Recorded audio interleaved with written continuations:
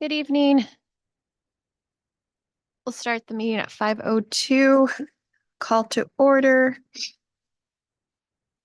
I'm going to continue with Ms. Mejia's tradition of reading the mission statement.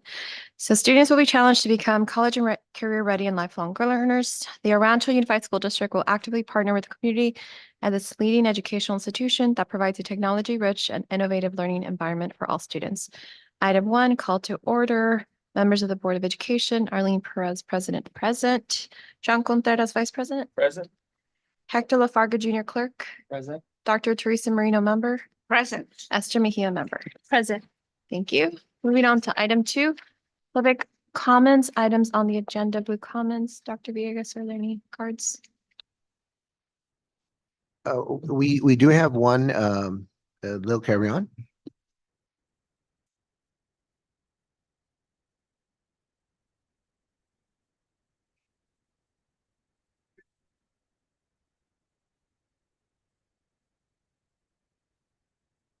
Perhaps over again. But the community is listening, so I need to tell them who I am. So, good evening, Arancho community. I'm Lilia Carrion, president of Arancho Federation of Teachers, and I'd like to address the agenda item 9A regarding facilities and the facilities draft update. I believe we're going to talk to that. I just, first of all, I'd like to just thank Dr. Villegas, who has included us. Am I wrong? Sorry, so I know it's a little, Where are we at? so we're on number 2, but this is items on the closed session item. Sorry, I think that should have been Oh. clarified. Oh, sorry. I thought you guys already did that. I thought I missed that. Oh, no, it's okay. So item No, we number, didn't. We're still on this, huh? yeah, Okay. just the closed So session. do I need to item. go back to my chair and I'll come back? Sorry. Sorry, Madam President. No, it's okay. Somehow I thought you Can we already just- did that part. Okay, perfect.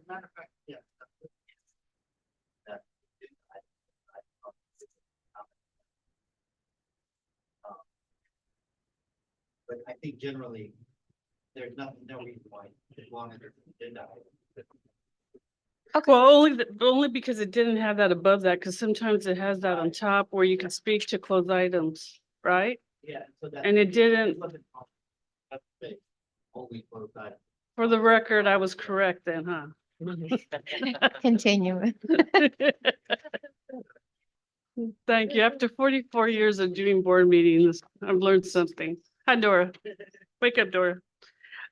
First of all, I'd like to thank Dr. Villegas and Ms. Padilla for including the union leadership in the meetings, dealing with the facilities and the planning. And we've been able to share our concerns, but publicly, I still want to emphasize, can we please really look forward or plan to put new flooring in the classrooms, paint the classrooms, and can we really try to find some money to put up the new B building or the old building, a science building? I was thinking about this and I was thinking that it goes probably in the late 90s when I was on the committee at Rancho High School with Julie Ellis, and we were figuring out how to put bond money. And the top item was to renovate the science building, the M building at the time, and then the B building. And now we're in 2024, and we're still discussing how to modernize our science facilities. And I know we talked a little bit in the meeting last week, but I can't emphasize the importance of having a state-of-the-art updated science building. To this day, I cringe when I drive down Passons and not see the B building. It's been a loss. So for the record, please, let's see, we can move forward in that eventually. But please remember that is a priority for Rancho High School. Thank you. Thank you, Ms. Carrion. That is all. Okay. Item 3, we're going to adjourn to closed session and we will be back around 6 o'clock. Thank you.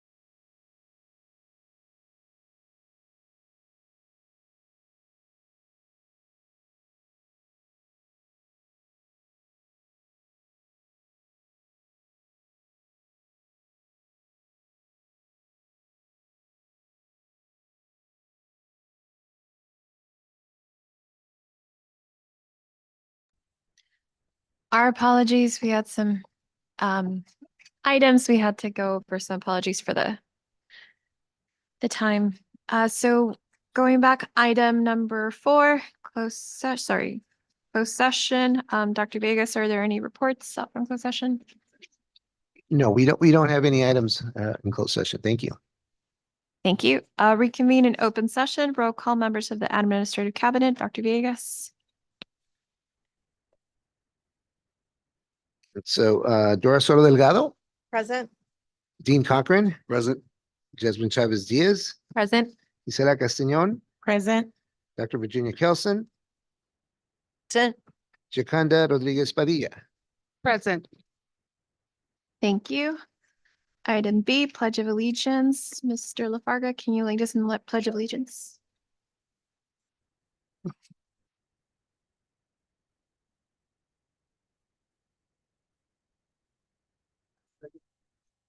Flag of the United States of America, and to the republic for which it stands, one nation, under God, indivisible, with liberty and justice for all.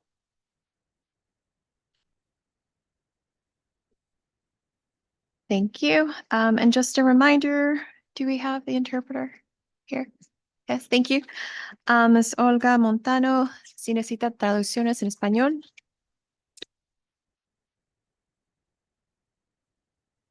Item 6, adoption of the agenda. Dr. Vegas, assuming there's no items to pull. Perfect. That being said, I need a motion to adopt the Move to agenda. approve. Second. So moved by Ms. Mejia, seconded by Dr. Marino. All in favor, say aye. Aye. Move 5-0, motion passes. Item 8. We'll go back to public comments, items on the agenda. Dr. Vegas, are there any blue comment cards? We do. We have one. We have our, I believe it's our mayor, Andrew Lara. Welcome.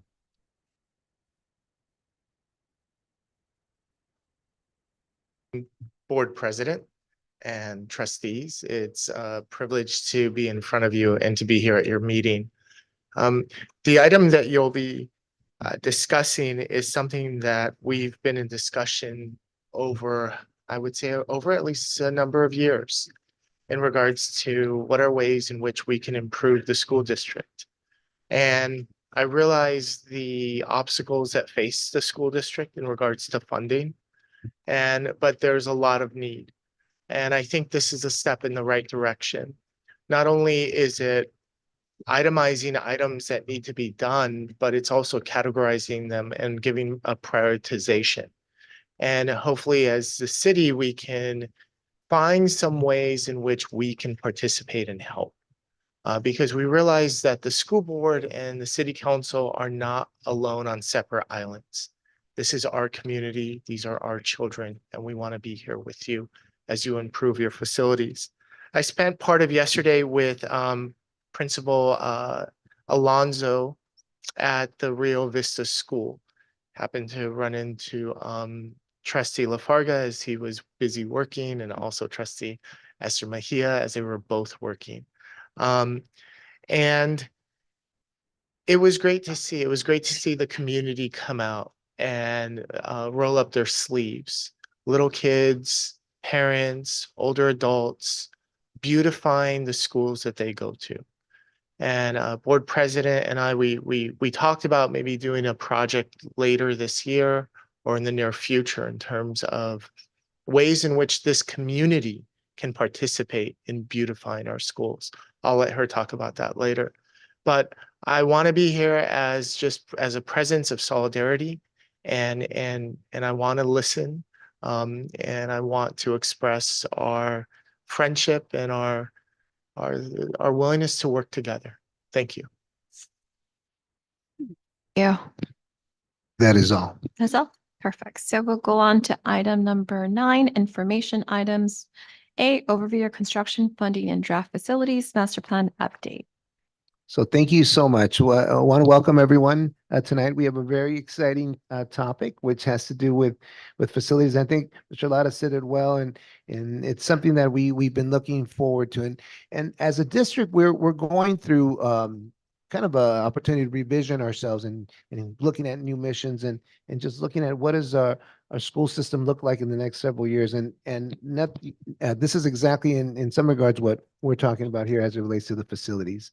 Because as we think about the vision and what our schools will be like in the future, you know, what this is exciting to think about what are some of the possibilities that we can achieve in the years to come. And so what we have here today is really looking at it from a kind of a broad perspective. What are some of the financial aspects that we might have? Because you know the community's been generous in being able for us to have certain bond monies to be able to access. We're going to also hear from King Consulting that's going to share with us some potential opportunities that we have as well moving forward. We're also going to look at some of the desires that we've had as a community in terms of things that we wanted in public comment a little while ago when President Carrion mentioned about the science building. So we'll talk about a potential plan for how we might be able to actually get that happen sooner than later than we thought. And then kind of looking at that big picture. And certainly in that process, we have a lot of partners that are involved with that. And we're going to close with looking at the facilities project master plan, which gives us a big picture, a look at what are the needs of the facilities long term. And so though that project is not complete yet, we're going to get a sense of where we are with that project and what more needs to happen. But so first we have Tarana, you're here from Key Analytics. Welcome and thank you. And I know you're going to guide us through some of the fiscal aspects of it. Thank you. Good evening, board members, cabinet, superintendent cabinet, and audience members. It's my pleasure to be in front of you again today. My name is Tarana Alam, and I'm the managing director of Key Analytics. The service that we provide to the district is track the financial information and mirror it with the district's financial general ledgers that are with the Los Angeles County, give you the most accurate information so that you can make decisions. And so we get the information directly from the general ledgers, as I said. We analyze them, we put them in a format that's understandable. Then we sit down with the district, with Geo and her staff, and create cash flow tools, not only based on how much money is in the account now, but also what is coming down the pike in the next few years, keeping all of your revenue sources together. That includes your two bond measure, Measure EE and Measure ER, as well as the Fund 14, Fund 25, which is the developer fee fund, your Fund 40, Fund 35, any funds coming in from the state, all of those things. And we basically are very compulsive about that. We make sure everything ties to the penny and mirrors the financial system. So the data that you're getting is not just some random numbers thrown together. These are numbers that have been vetted, analyzed, and also tie back to your financial system. So today, I've just created this summary to provide you with how much money. I call it the net worth statement for the district. This is the net worth statement for the district now and the next 5 years. So on page 1, the district has been fortunate, like Dr. Villegas said, to pass 2 different bond measures, Measure EE and Measure ER. Measure EE was approved in 2010. It's a 2/3 bond. And today I just need to make this clear because I'm not, based on SEC rules, I'm not a financial advisor. So all of the information I'm providing you is in the capacity of informational items only. You need to talk to your financial advisor about the timing of the bonds, the issuance of the bonds. I just want to make that very clear. This is just informational on my part. So the bond was authorized in the amount of 52 million. It was 2/3 bond, which means it does not have the limitation of a Prop 39, where the tax rate has to be $60 per 100,000. It could exceed that should the district choose. However, the district has made certain commitments to keep it below a certain dollar amount. And that's the information that your financial advisor can give you more details on.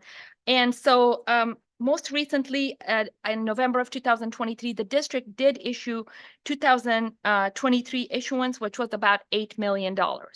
So there's still a pending authorization of 35.6 million that's remaining under that bond. So 16.3 million has been issued. There is 35.6 million authorization that's still authorized by the voters. It doesn't require another authorization, and it could be issued should the tax rate not matter but that is something that you guys can discuss the timing of it. So at this point, I don't have any indication on when the next tranche of funds could be issued under this bond. And please feel free to stop me at any point if you have any questions. Measure ER, on the other hand, that's a Prop 39 bond. That was authorized in the amount of 200 million, and to date, 124,075 million has been issued. The latest series was Series D in purple that was issued in November in the amount of 52 million. So there is still a remaining authorization of 75.9 million. That bond has those limitations, and per the information that's given to me by your financial advisor, Dale Scott, it's supposed to be issued in 2 remaining series in 2026 and 2029 in kind of equal amounts. So that one does have a limitation, and those are the time periods between now and 2029 the remaining amount could be issued. So what has the district completed in the past year? Just really quickly, the major projects have basically been the locker rooms at North Park, STEAM, and Riviera, the El Rancho High School baseball lighting, and then the planning work, some of the preliminary planning work on the multi-purpose rooms at 8 schools. So these were just the recently completed projects. However, we've provided the district and the board an update previously on all the projects that have been completed with both bond measures since the inception. They're also part of the Citizens Bond Oversight Committee report that is available, and we'll be happy to share with the district, to share with the board, that has the complete detail of all the projects from the inception of the bond measure itself.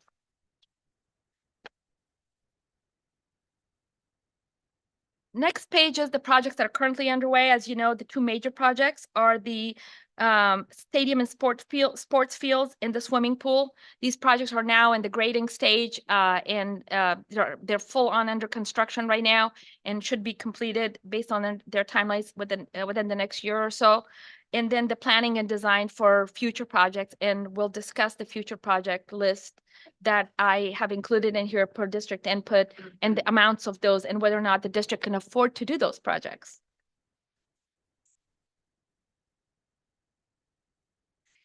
So on page 5, I talked about net worth statements. So this is your net worth. As of this report, which is the information was updated on January 6th of 2024, Measure EE had a cash balance of 9,174,000. Item number one.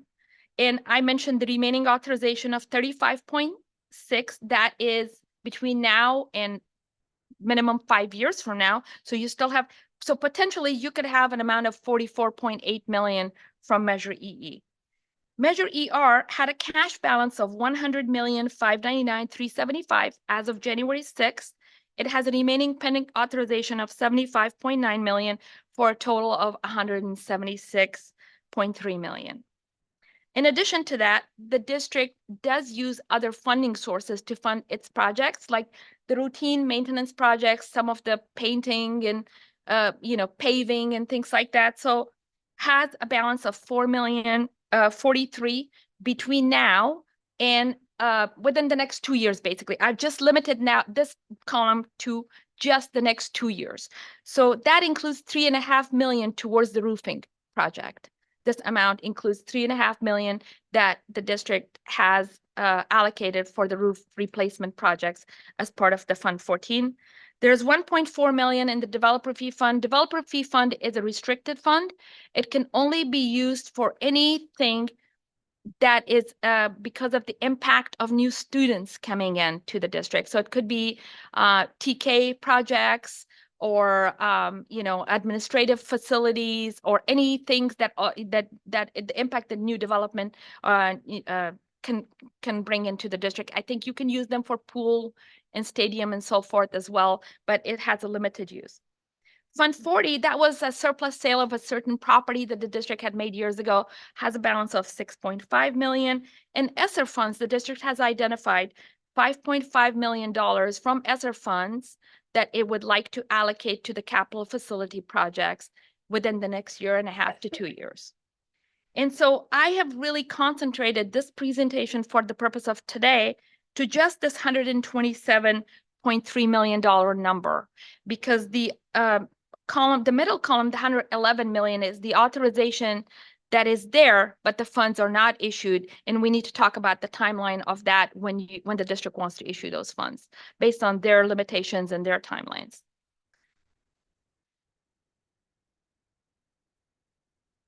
So on page 6, there are two types of projects that are currently underway and the projects that the district would like to do within the next couple of years. So projects 1 through 8, these are projects that are currently underway. So you will see in here STEAM Academy locker room. That project is completed. However, once the project is completed, it always has closeout. Retention has to be paid. Certain final contractors need to be paid. So there are some encumbrances in here to the tune of $728,000, the last column, that will probably be paid out to close out that project. If all the 728 is not spent, it gets released back into the pot, and it's available, and those funds are available for other projects. So El Rancho High School site-wide. So these are probably some generalized like advertising or legal or consulting and so forth. That has 372,000 remaining authorization. The pool project has a budget of 20.5 million. 2 million has been spent. 17.6 is remaining to be spent. The stadium has a budget of 51.1 million. 4 million has been spent. 46 million is remaining. North Park locker room and Rivera locker room, those have those minor closeout encumbrances. The multi-purpose room, I just had a conversation with John Gorman from Whitberg White Architects. The great news on that is the budget is too high. The budget was really not clear on that school as to what it was going to be. The talk was between 1.3 to 1.4 million for the construction portion, but every construction project has about 30% soft costs that need to be added on top of it. So if you assume, based on my conversation with John, about a $1.8 million budget for the 8 classrooms, it's going to be vastly below the $22 million number. So with escalation and so forth, he thinks based on their latest cost estimate, that project's going to come at about 15 million. So keep in mind that will leave about $7 million to do other projects with. So that's really good news that there could be a potential, but you really can't count that out because I work with way too many school districts. I was just mentioning an elementary school cost $95 million. It's just a crazy world out there. So once the fate of these projects is known and you know very well how much it costs, more and more money could be released back to the pot because this is money in hand now. Additional projects that have been identified by the district.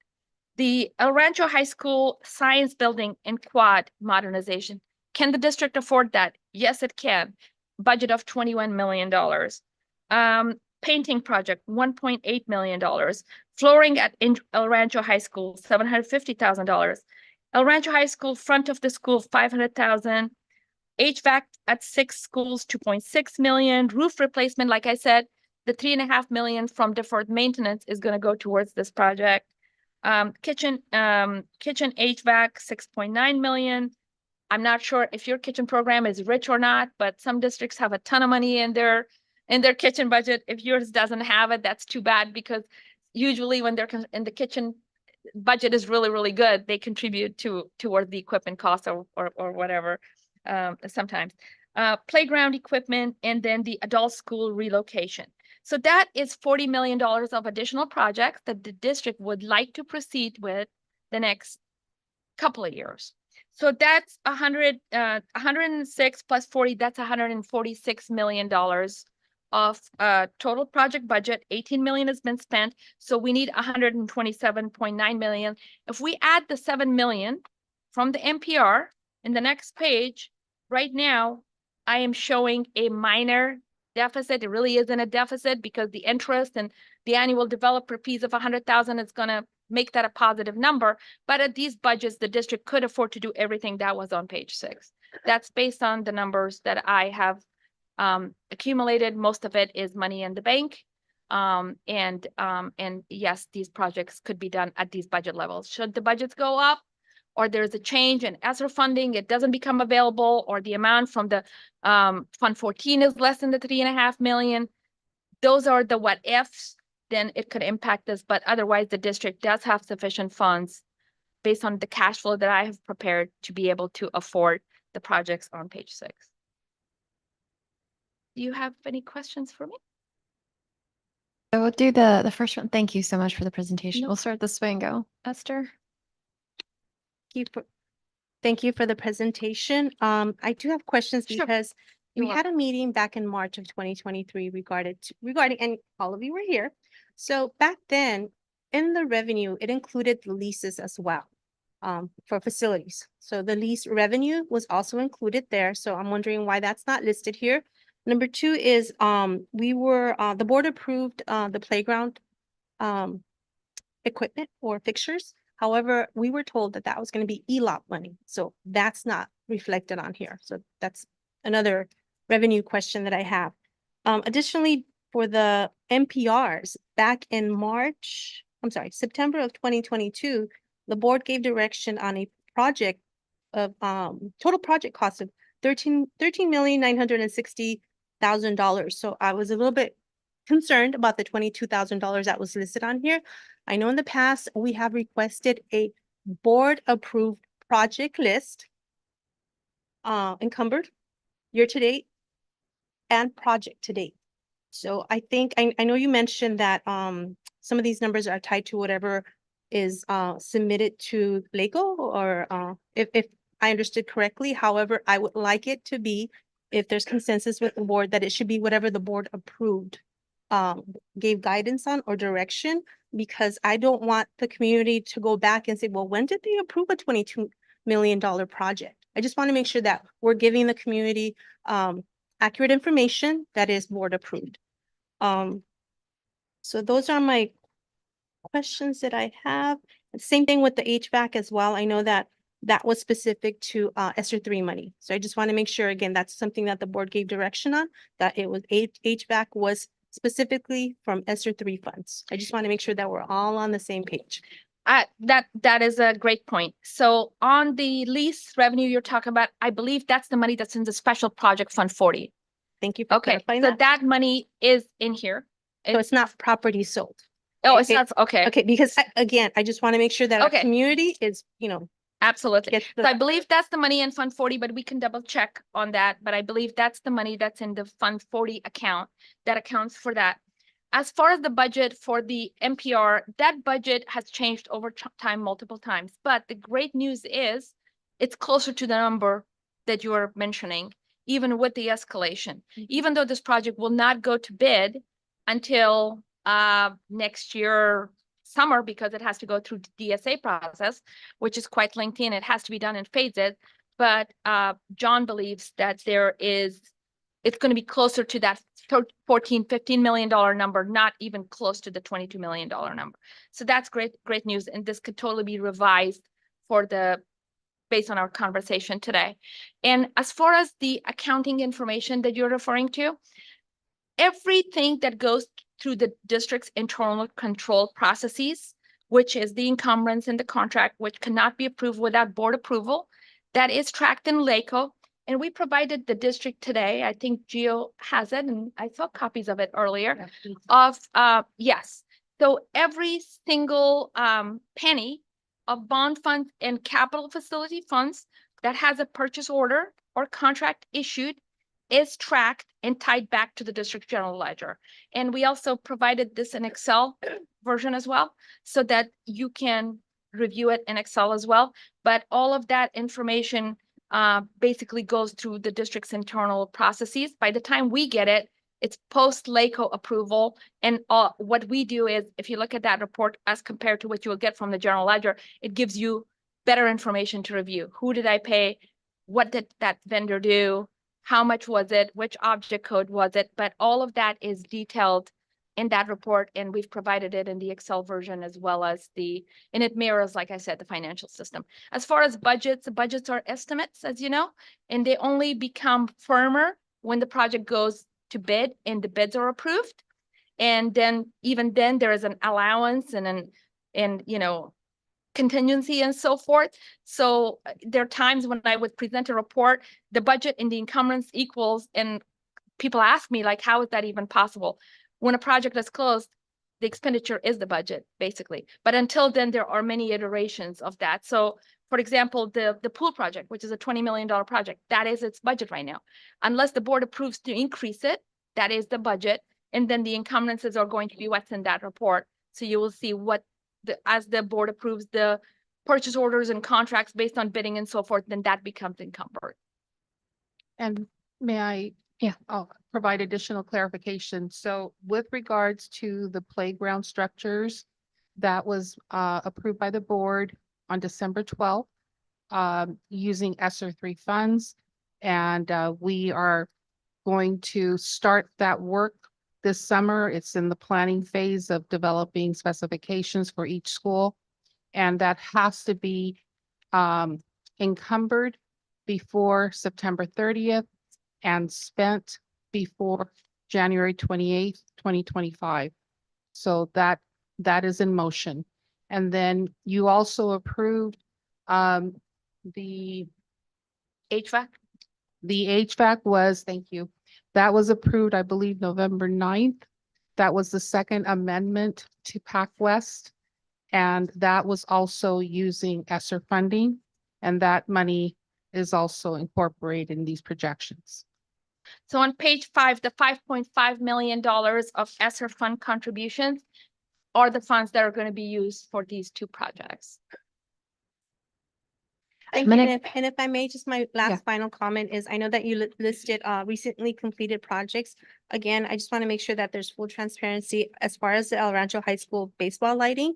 So that's not a completed project per se. I understand we did procure it, but I don't want our community to think, oh, well, where are the lights, right? Yeah, same thing with the planning. So maybe I would prefer it to say phases or a specific part of the project, but not listed under recently completed projects, because again, then we'll get communication from community saying, well, where is it? And we want to be very transparent with our community. Thank you. Absolutely, point well taken. Yeah. Thank you. Sure. John?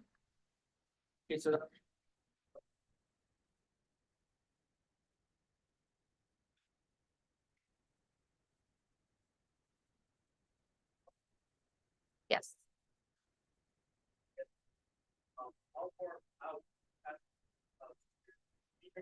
Yes, I absolutely can. Yes. How far out past the 2 years, are you So- projected to, because I believe it was 50 million, right? So that leaves roughly about 46 million.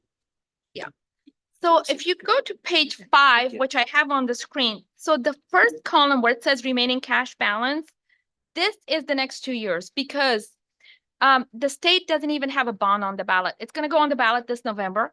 By the time that bond gets approved, hopefully it gets approved this November, a $4 billion state school bond, then it's going to take at least 2 or 3 or even 4 years to get those funds. And so they are going to go into the column that says projected future revenue. So you're absolutely correct. I think Jamie has some great news for you. So whatever that number is will be in addition to what I'm showing, in addition to the $111 million that I'm showing for the remaining bond authorizations. Okay, and then just one last question, but I think it's related towards to the soup. Can I get, if with the board's approval, a breakdown of our legal fees for the past year? Because that one you said is on, it's 2.8 million, which includes or could include legal, right? On page 6, item number 2. Yeah, it could be anything else. It could be also the construction management firm. We will provide you with a complete breakdown of that. It probably already is in that backup. I will take a look at it, and if I can identify it while I'm here, I'll share that with you. But there is a complete breakdown of each one of these codes, and I'll be happy to share that with the district, to share with the board. Thank you, appreciate it. No problem. Do you want just the legal fees or any kind of fees that are tied to that project? Illegal. Okay, sure. Thank Thank you. you. Absolutely. Mr. LaFarga? Thank you so much for the presentation. Absolutely, You Mike. gave it with so much clarity with all these numbers, so I really appreciate that. My question was around the ESSER funds and the timing that we had to spend them down. Are we going to use all 5 million for the two projects that you you mentioned? Thank you. Yes, sir.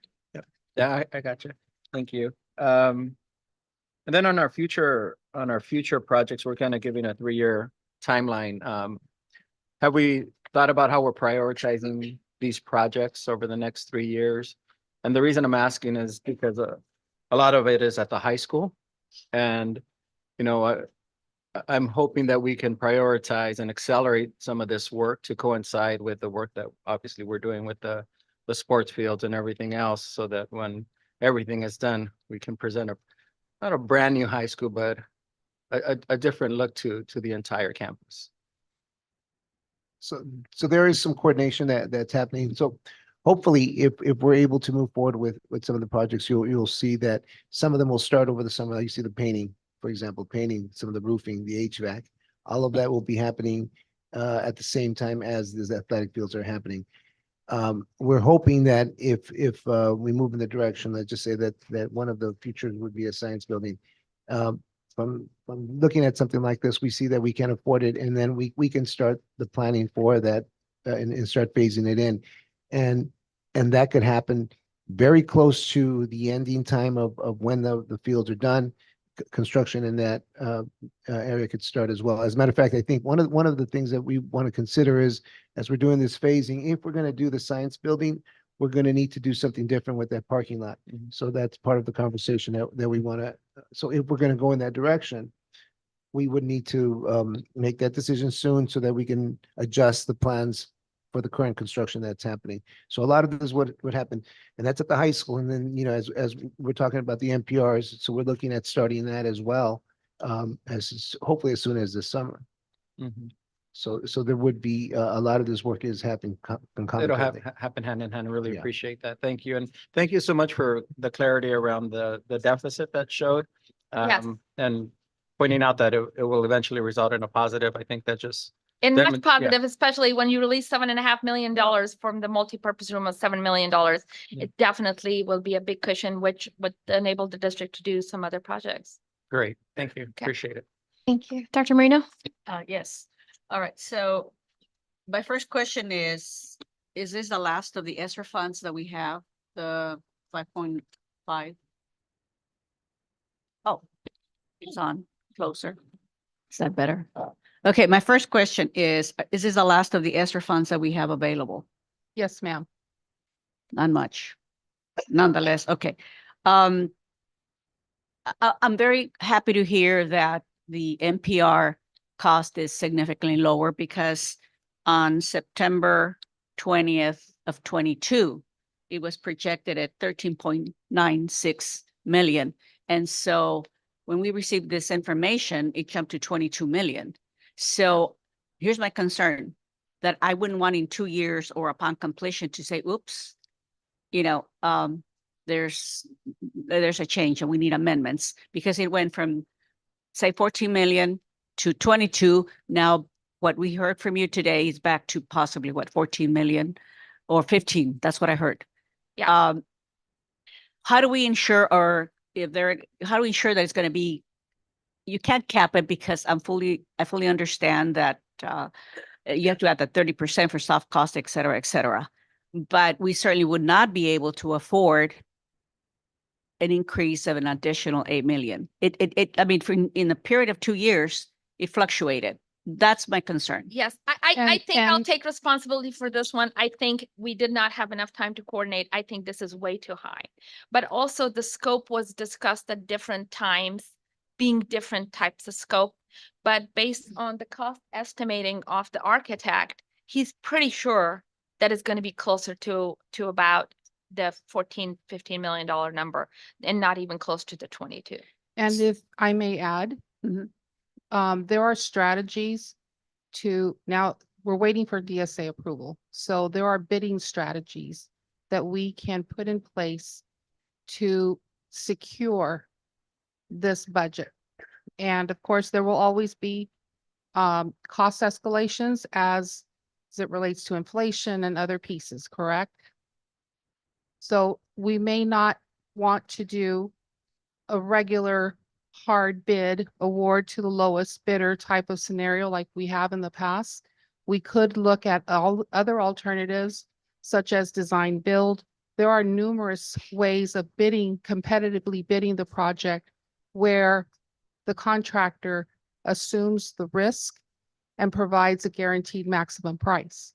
So as we approach the planning for these bids, we will continue to provide you, maintain you informed in terms of what would be our best alternative and to be able to get the best price and secure the budget. Okay, thank you. What I would like to request with the board's approval is, because I think we're looking at 4 amendments. What I would like to see is say an Excel spreadsheet or for each of the amendments. So I went through some of our previous amendments for the NPR rooms, and I went through Amendment 2, Amendment 3, now we're looking at Amendment 4. So I would like to get a summary with the date that it was proposed or approved and the scope of work. And also what triggered this $22 million that is now being adjusted, which, I'm glad it was being adjusted down as opposed to up. So I would like to better understand what triggered that number. It may be, I think, a number when the bonds were being discussed, Dr. Villegas, if you remember last year, when the district wanted to make sure there was enough money to issue the bonds and do these projects, we were just estimating because there was no facilities staff here, and there was a lot of turnover and so forth. And the number that was being discussed was close to 18 to 20 million. And then I think basically mostly it may be just me getting ahead of myself and assuming that it's 22 million. I don't think this, Gio and I shortly talked about it, but I think because it was about a $20 million number, we because of the escalation and everything else that's going on, to give the district a whole lot more cushion, it's always better to have a contingency than a shortfall to use that number. But that number is based on a conversation with the architect today, just now before the meeting. Mm-hmm. He seems very confident because of the reduced scope and what is happening, which is the modernization of the inside of the NPR. It's not going to be anywhere close to that, because the budgets that we were given even a long time ago was about, like you said, 14 to 15 million. And that was at least 2 years ago. Right. And so here's my concern. So for the board, at least for me, when I saw the difference in the totals, it raised a flag. Yes. So it is the same for our community as well. How did it Yes. go from 14 to 22 million? And so the first thought is, are we over projecting or inflating this numbers so that we can justify issuing more bonds? And that's something we don't want to go down that road. I don't believe so at all, because as you know, the bonds have their own timelines. They need to be spent within a certain time period. And with the projects coming in, I don't believe that is the case. Mhm. It is always better to not be issuing every year like this last. It's better to, it reduces costs to have enough funds that would last at least 3 to 5 years to do projects with. So in this particular case, I think it benefits the district to do more projects instead of issuing every year. But that's a question for the financial advisor, as the benefits versus the drawbacks of issuing more bonds quicker. Thank you. And Um, just, I'd like to echo what Mr. Lafarga said. I don't know, I think it was you. In terms of prioritizing the projects at the high school, we heard earlier from our union president how critical it is with you to, and I know that the science building, I'm just wondering now if the science building is projected at 21, or is it going to come down? Is it going to go up? But then again, there are so many projects here at the high school that priority should definitely be done. Yeah. Thank you. you. Sorry, just in the interest of time, echoing what my colleagues have said, sorry. Thank you for that, for the detail. It's easy to see, and it makes us, for me personally, makes me feel better that we're gonna, so many options that we have. And I know one thing that we've met with the high school facilities committee, the list that's on here, the high school painting, the flooring, I know Dr. Vegas and Ms. Padilla have mentioned that. So I know, and I'll brief the board on that. So it's good to see that it's financially doable. Yes. One of the things that I'm not sure, and correct me if I'm wrong, echoing what Ms. Mejia and Mr. Contreras said, to see the projects, to see maybe, the status is a little clearer instead of these are, when was it completed?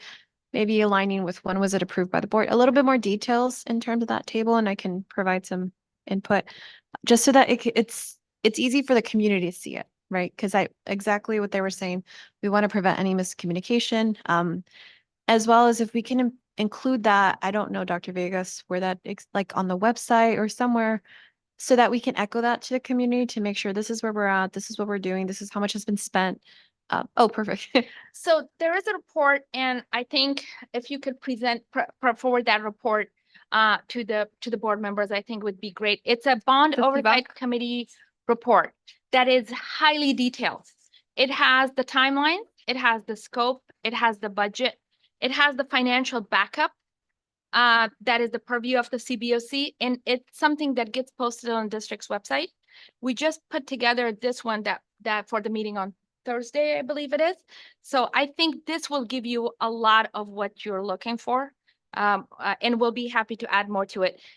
Once we have the good data, there's a lot of things that could be done. And one of the other things I'm going to say, I know there's a lot of presentation here today. I don't want to take a lot of time. The district has really improved the coding structure of the projects tremendously. Each project now has its own scope code, versus before where like there are the science rooms that were done, they're all under district wide. So the proper amount is not allocated to each project. That requires a massive job of going back to invoices, going back to 1213 and on to review every single invoice and identify. So all the projects that are getting done now, they have their own identification. Every MPR will have its own identification. It will have its own budget. It will have its own encumbrances. So you can clearly see how much it costs, because some might be higher than others, but you will see each one separately and it will be and that is a lot of the hard work that Gio's team is doing in the facilities department to make sure that that coding is done, and that's how it's coded in the LACO system, and that's how we grab it, and that's how the information is presented to you. Got it. And maybe if we can do a better way of marketing it to the community, that's just easier, right? This table's great, but as a community member, I just want something quick. What's been done? What, because I hear a lot of talk sometimes about, what are we doing? What's good? So just, I know it's easy. This is for, if you really, really want to look at them, it's great. But just marketing perspective, I think we need something just more simple, per site, something we can look into and we'll talk about later as board. Thank you so much for your time. Thank for you. the Thank you presentation. very much President, I for your actually have time. another Thank you. question. Okay, just one. That's good. Sure. So, I'm gonna double down on that, NPRs only because, again, if a board is approving a certain amount, I understand there's change orders. However, 22 million was not what was approved. So Yes. I want to double down on that. That's one. Number two, we had shade structures that were, again, given direction by the board, for ESSER 3 funds. So I'm a little bit concerned that all projects are needed. Absolutely. However, when things change and it's not going by the board, that's a problem. You also have these current projects listed, again, very much needed, absolutely, but it has to go through board approval, and that hasn't happened. So my concern is with the process, and again, what the community is seeing, that these are current projects, but yet they haven't been board approved. So that is something that I believe we need to work on. Again, being fully transparent with our community, again, reiterating, absolutely needed, but making sure that we have those processes in place so our community knows when they will happen and how they're going to be board approved.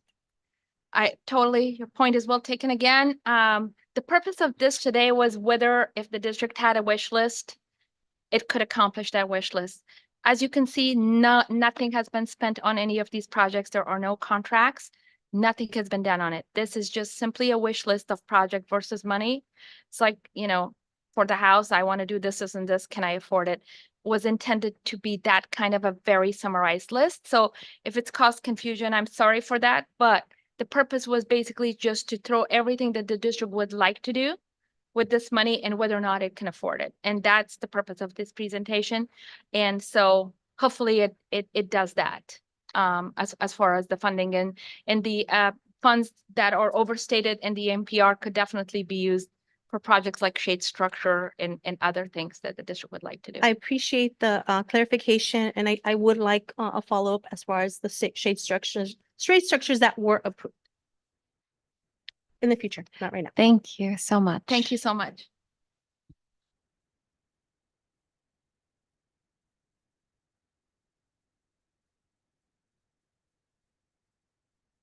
Yes. Thank you so much. And then we have King Consulting now, going to talk to us about some possible opportunities, right? Yeah, absolutely. Good evening, Dr. Villegas, Board President Press, members of the cabinet, members of the board. It is a pleasure to be back here again. We have been very busy working on 16 state funding applications for 26 projects at various sites. As just a quick reminder to you, we are working predominantly in the state modernization program, which provides funding for existing facilities only. And the program is a reimbursable program. You were very active in that program in 2000 when the program started. You got over $32 million, which was a lot more money in 2000 than it is today. And so, we looked back to see if we could get you reimbursed for some projects you did between then and now, since the buildings are kind of becoming of age again and generating more eligibility. I'm glad to report that we were able to go all the way back to 2016 when you did some of those innovation labs, and we've prepared CDE and have prepared and received CDE approval for some of those older projects. We also went back and grabbed those locker room projects that you did in 2021, in addition to projects that you've done more recently. So if you go to the next slide, you can see that, do I have the clicker? I have the clicker. Sorry. You can see that, and this is your a link to your district dashboard. There is a significant amount of information in what we call your district dashboard. It contains a list of all of your funding applications. So what site is the funding application at? What was the description of the project? What's the Division of State Architect tracking number? What's the project tracking number? What's the Office of Public School Construction application number? Who is the architect of the project? How much was the project? How much state funding do we think the project's going to be, that we're going to be able to obtain for you in state funding? And so it's a lot too much information to put in a presentation, but I'm happy to click through to the link after I'm done with these few slides if you want to review specific projects, but it is all there. We have already, since last year, since we were last here, obtained the necessary approvals, and we've confirmed that the projects are eligible. We've submitted 5 state modernization funding applications for 8 capital facility projects. So you're in line already for $7.3 million. That number will only go up each year as the grants hopefully increase at the state every January. And we're preparing 6 state modernization funding applications for another 11 projects, totaling a little over $5.7 million. And we anticipate submitting those within the next couple months. We're just waiting on CDE approval, California Department of Ed approval. And then we've got another 5 state modernization funding applications for 7 projects that totals over $37 million. And those applications, we have to wait until that eligibility becomes available. So it's based, remember, on portables that are over 20 years or over 40 years again, or permanent facilities that are over 25. Or that it's been 25 years since you've taken funding for those. So between October of this year and September of next year, we'll be submitting those applications. So it's over $50 million in state modernization funding for those applications. So that's really exciting. It's $50.6 million. And we put in here the projected state modernization funding. Obviously, we submit your application. It's a first in, first out. So you're waiting in line. Right now, it's 2 years from the time you submit your application until they pick it up and look at it. So it just goes on the bottom of the pile and they keep moving through applications. But with the general fund allocation from the governor recently, they have really picked up the pace. And Toronto was right. It used to be 4 or 5 years. Right now, it's 2. So we're really excited about that. There's been a lot of pressure on the Office of Public School Construction to get that general fund money spent in anticipation of the bond that's coming in November 2024. I have some information about that as well.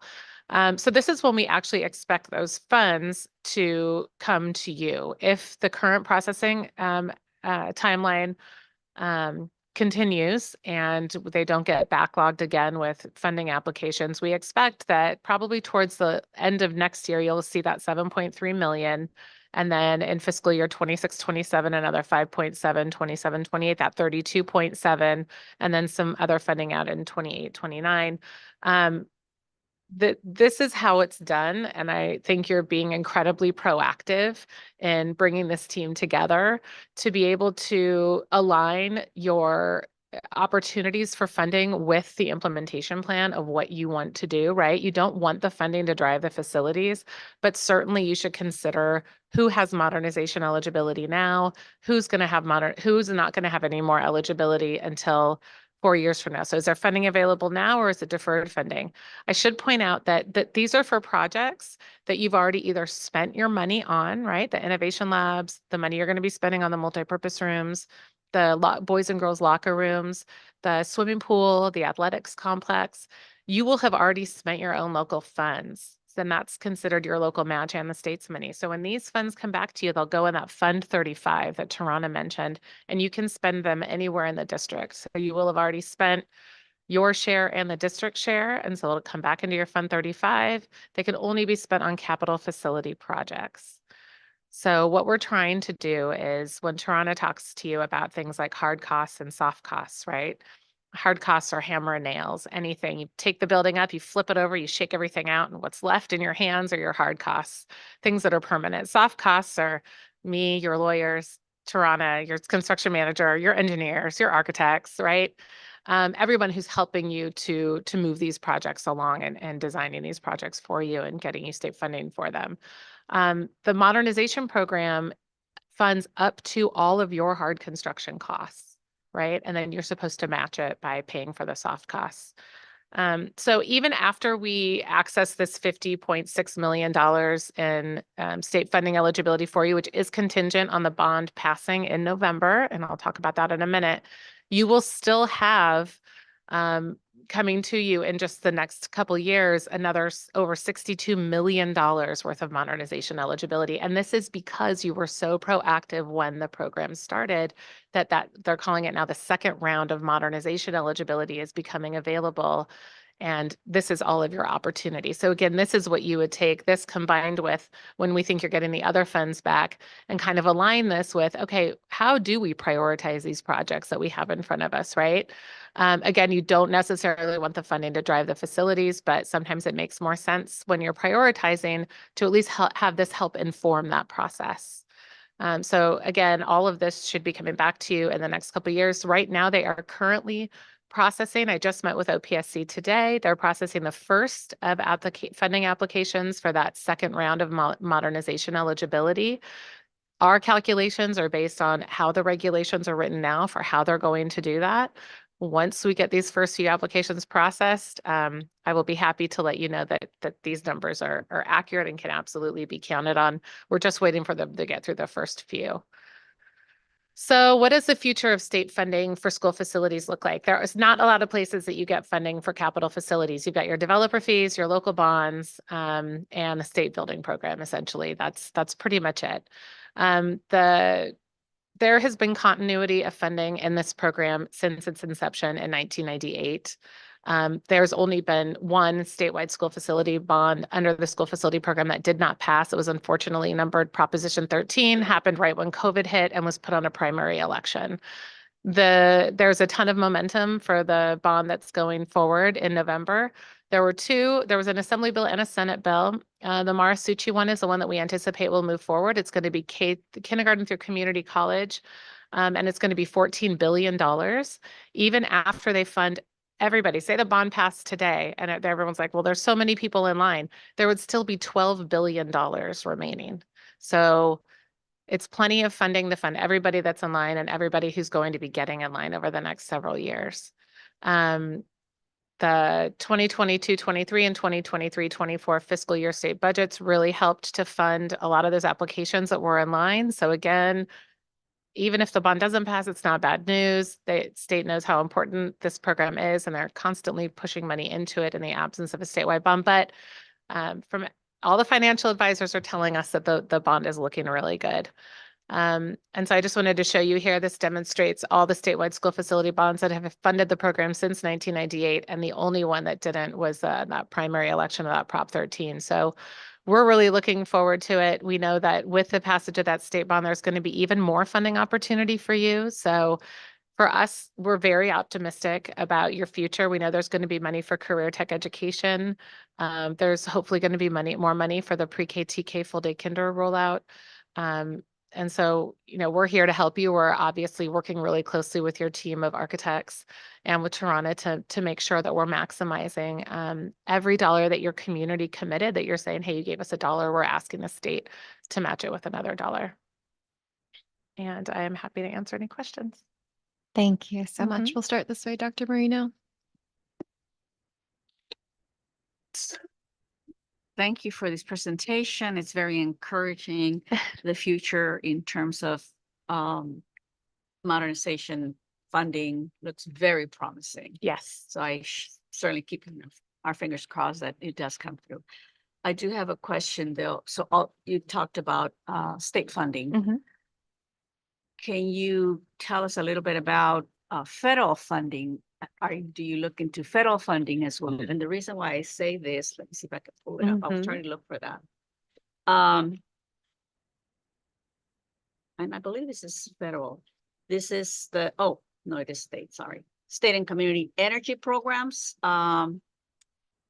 There's the 500 million Renew America School programs Yep. to promote the implementation of clean energy. Is that included in what we? Yes, we are not a one-stop shop. I should have mentioned that. So we are leaving no stone unturned. So there's a CAL FIRE does a green schoolyards grant. There's certainly grants from the Department of Energy, and there's even money from the California Energy Commission. So typically, when we say we don't want the funding to drive the facilities, we will work with your staff. And if they say, hey, we have a project we want to do, we want to green this schoolyard up, is there funding for this? Then we will bring to them the resources and the opportunities. We are constantly trying to educate our clients about what opportunities are available. And I know, we have a lot of clients contact us all the time, like, oh, there's this much money available. There's this much money available. It doesn't go very far when it's 500 million for the nation, right? Most of the times the federal money doesn't come directly to you. What the federal government does is that they allocate a certain amount to each state, and then the state develops a program to distribute that to the school districts. But we certainly are grant writers. We have done that. There is funding available for energy, right? There's money available for electric school buses. We haven't found that there's been a lot of funding available for the infrastructure that you need though for those, right? So the significant amount of work that needs to be done for a central place to electrify, to charge your buses at night. But there are some really interesting opportunities out there. So if that was something that you were interested in, like, hey, we really want to look at what our opportunities are for electrifying, for energy, we want to do an energy audit, we want to get solar, we want to sell people our solar and get a discount on our bill. That's certainly something that we could help you find a partner for, that we would support you with finding financial solutions for that. Okay. And one last question. Okay. So I believe, correct me, board members, I believe it was March of last year when we had a presentation and we approved a contract and we started working with you. So going back to the district dashboard, this is what has transpired in the course of 11 months. Yes. Very happy to see that. Thank you. Thank you so much. We're thrilled to be here. Thank you. Mr. LaFarga. Yes, thank you. Thank you for the presentation as well. I did have a question of, are we pursuing other funding streams for the district? So thank you for providing that answer. Of the 3 applications that we've submitted, is this an all or nothing kind of funding opportunity? Like, or will they say, we'll give you half of it, or No. we would get all of it? No, so the way that the modernization program works is that it's based on the students that you have enrolled at the site compared to what percent of that site is over 20 or over 25 years old, portable or permanent. If it's that second round of eligibility, it's based on what percent of students were in those age of facilities, those types of facilities the last time you took funding. The only thing that they do during their review is when we submit a funding application, we have to say Division of State Architect checked it for safety, right? Schools are the second safest buildings in California, second only to hospitals, or fire, life and safety, access, structural, they're safe. California Department of Ed, things about the end user. Are the kids able to get dropped off safely? We all know what drop off can be like, I do, I have a 12-year-old. So they want to make sure that if you're, touching the parking lots or these, multipurpose rooms now, those are going to be going into CDE. They're going to want to be sure that the students and the programming is right for those end users. They're thinking about their experience. Once we have both of those and we submit it to the Office of Public School Construction, their only job is to make sure that you have the eligibility and that you haven't asked for more than the eligibility that you have at the site. And I'm very confident in our eligibility numbers. We work closely with your project manager at OPSC. So no, they cannot arbitrarily just say, we decided we don't want to give it to you. There are quite a few requirements. You can't sign a construction contract until you have DSA approval unless it's a different delivery method. So, but we go through on the front end and check all those boxes so that we're not surprised when they Right. pick up your application. Right. Well, thank you for that. And from a timing standpoint, once they do award Mhm. the funding, how long does it take for it to get in the hands of the district? 4 to 6 weeks. Four- So the okay. state allocation board is made up of state legislators, the California Department of Finance, CDE, et cetera, a bunch of politicians. They sit on the state allocation board and then they go every month they meet and they approve a whole workload list. They're approving about $150 million worth of projects each month right now. And so once that goes to board and gets approved, it's about 4 to 6 weeks. So it's about 2 years for them to pick up your application. Processing, depending on the scope, like a NPR modernization, might take them 4 weeks to process and take to board, where like a bigger $30 million project, obviously their plan verification team wants to review the scope in that. If you've got a project that's a mixture of like modernization, new construction or whatnot, that could take longer, 4 to 5 months to process and then 4 to 6 weeks. So That's great to hear. That's Yeah. a quick turnaround for the Yeah. state. yeah, And it sounds like we're just in line Yep. now. We're just in line. yep, it'll be here before you know it. It really will be. Time seems to be flying by the older I get. I know the feeling. I just want to echo Dr. Marino's sentiments. It's just great work. Thank you. Thank you for the Thank you great so work much. and Thanks for the opportunity. potential opportunities for Yeah, funding. Thank you. Thank you. John? Mhm. I know you've discussed as far as leaving no stone unturned and for me and maybe some of the audience members and maybe some of the people watching, they're hearing millions and billions of, of funding and what's out there. And there's big cries for help in our safety, our food services, our classroom help. In leaving no stone unturned, is there funding that's available to get the help in the classrooms, to get the help in the school safety? We had, I believe, one school police for the entire day today available in our district. Yeah. And food services, there's big cries from our students. We need help, food services as well. Is there any stones that we can turn over to get some money? There are. There's a program called COPS. You might already be participating in it. I'm sure Nutrition and Food Services is accessing like the California, the Farm to Fork, whatever opportunities there are through CDE for that. There are with the infrastructure bill, there should be some funding that's allocated for school safety and security, especially after, well, the multitude of unfortunate school shootings. There is some money coming down from the Department of Justice and Homeland Security. We're not quite sure how we're waiting for March until the March of this year. They should be announcing how much of that infrastructure bill is going to be going to each state to support that. We don't know if it's going to be money for facilities, if it's going to be money for staff, if it's going to be money for both, right? Like fencing, cameras, that type of thing, or if it's going to be additional warm bodies on campus.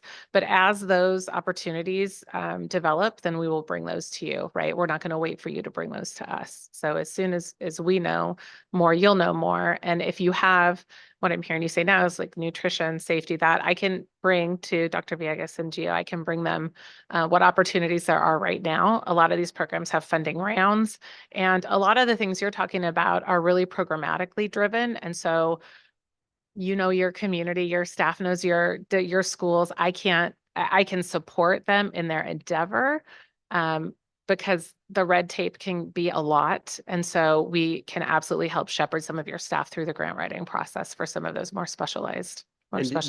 Also speaking of, missing the bus and the opportunities, the electric bus issue Yep. was brought up. We've purchased smaller sized buses, which fit about 12 students within the bus, I think because of the legalities and the driving capabilities of, you know, being versus a bigger bus. Yeah. I had the opportunity to go this weekend to the academic decathlon in which they used one of those buses, and nothing made me happier. By the way, they placed second in the super quiz this weekend, so I'm very happy for them. Yay.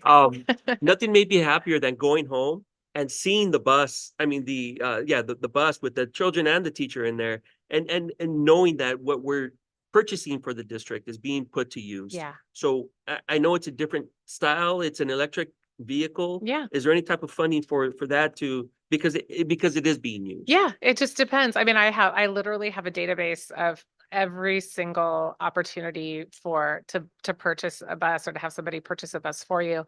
It's more complicated just in that then you have to have somewhere to store it. You have to have somewhere to charge it. You have to demonstrate to them, like, is it replacing an older vehicle that, you know, isn't as energy efficient? So a lot of those programs just have all of these constraints. Some of them have constraints just about what does your demographic profile look like as a district? Are you really small? Are you too big? So, you know, if you're interested in that, then I absolutely have resources. It just depends on, we just have to be, there's so much opportunity, almost more opportunity than is manageable. So we just have to kind of know what your goal is, right? All right. And Yeah. thank you for the presentation again. And speaking of manageable opportunities, as a district, what we can do to help you Thank find you. more money, please. I mean, there's money out there. I know it is. It's just a matter There of is. going out there and getting It's it. what my team and I, we're a small firm, we're 6 people. It's what we love to do. Right. We take your plans and we dig through them to maximize every possible opportunity. So I mean, anything that I can do personally, I think course. speaking for the board, what we can do to help you help us, right? Help me help Absolutely, you. absolutely. I really appreciate it. Thank you Okay. so much. You bet. Thank Thank you. Ms. Mejia?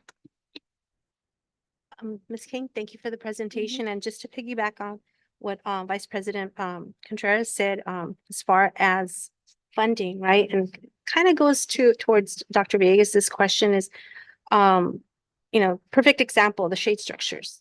It's kind of a shovel-ready project because I know that we already had, you know, they scoped it out, and just to see it fall out from the other presentation that we had, it was kind of disappointing. I do believe that our students need shade. And so definitely going out for, you know, additional CAL FIRE grants that would support that. Green Schools. LACO is heavily invested in professional development for the teachers for outdoor programs. I think that there is a need, and if there's funding, I would hope that there would be consensus from the board to, you know, consider exploring these options, because if the money's there, I'll give you a perfect example. There was one that was, this isn't from Green Schools, but it is related to safety. There was Bipartisan Safer Communities Act Stronger Connections grants. You know, money is there, but we just need to apply. Absolutely. So absolutely, I agree that we should apply. Absolutely. But I would like to ask Dr. Villegas if you could give us a little bit more information on that. So how do we give you direction? Because the need is there, and we just don't want to lose the boat, you know, miss the boat. Money's there, and then we didn't apply. No, I think that what you're saying right now is giving me a direction as to looking into the various aspects of the grants that we have. But I want to just hone in on a comment that you made. You said more opportunity than is manageable, because I think that's a reality that districts follow. You go after it's going to have to be those that fit within the vision that we have, and those that are manageable based on the staffing. Because, you know, you hear over and over different times that districts get buses, and then they've got buses parked, and they don't have the, you know, the drivers and the other aspects that go along with the infrastructure and our own piece that has to be paid into it. And it becomes a situation that is not positive for a school district. So looking at the big picture and saying, how does this fit into our current vision, and how does it enhance the work that we're trying to do? How does it enhance the board priorities? That's exactly it. When that happens, we absolutely want to be the first in line, and those that knock on the doors and say we want to be able to enhance our programs. And so currently, I'm looking here, the district will apply for the Inflation Reduction Act, IRA, you know, and, you know, so a lot of these also to Dora, we you know, mentioned the COPS. A lot of these are You're already doing it. things that There we you have go. in place. She's like, check. And so there's Yeah. many of these we have, Yeah.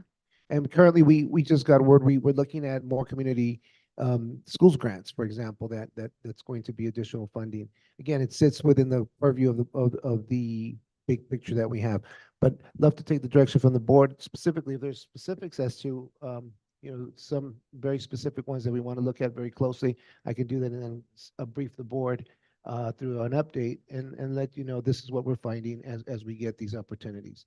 I don't think I want to burden you with all of them because there's Right. a lot, but there's certainly some that might be a closer match to the work that we're trying to accomplish. And then Just if I to may, just my echo- last comment, yeah. President Perez.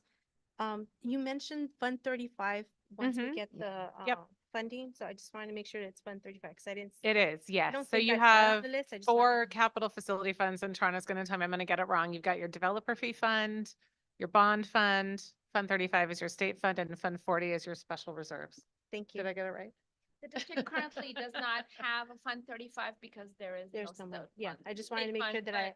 But that- once the state funds Better come get one in, open. they will be Show me going the into money. Fund That's 35 right. first, exactly. And I should say too, that while there is a massive amount of opportunity, there's never enough money for capital facility needs. I mean, that is the hard reality of having to be on a board and prioritize projects, is that the need always outweighs, what you have. And so I commend you for being so proactive and allowing me to do my job to get you matching state dollars, because that's gonna allow you to take the money that your community has contributed and just stretch it even further.